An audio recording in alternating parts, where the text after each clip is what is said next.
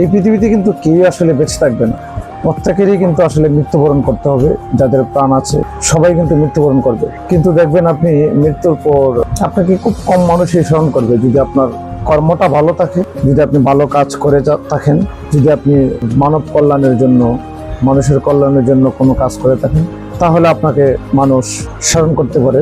এছাড়া কেউ কাউকে কোনোদিন স্মরণ করবে না। কর্মের মাধ্যমেই মানুষ আসলে মানুষের মনে বেঁচে থাকে, কর্ম ছাড়া কেউ কাউকে কোনোদিন স্মরণ রাখবে না। এটার উপরে আমি কয়েকটা কথা লিখেছি। মৃত্যু তোমার হবে একদিন, পারবে না কোনোদিন আটকাতে।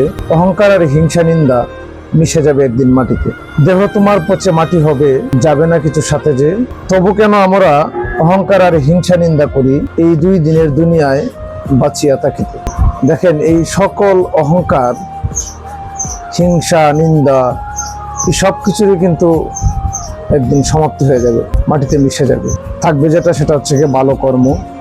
যদি ভালো মানুষ হন, মানুষের মনে ধারণ করবে, মানুষের মনে লালন করবে। সো ভালো থাকুক প্রত্যেকটা মানুষ, মানুষের কল্যাণে আসুক, মানুষের ভালো কাজে আসুক, মানুষের জন্য মানুষ ভালো কাজ করুক, যেন মৃত্যুর পরেও মানুষকে ধারণ করতে পারে, মানুষকে স্মরণ করতে পারে।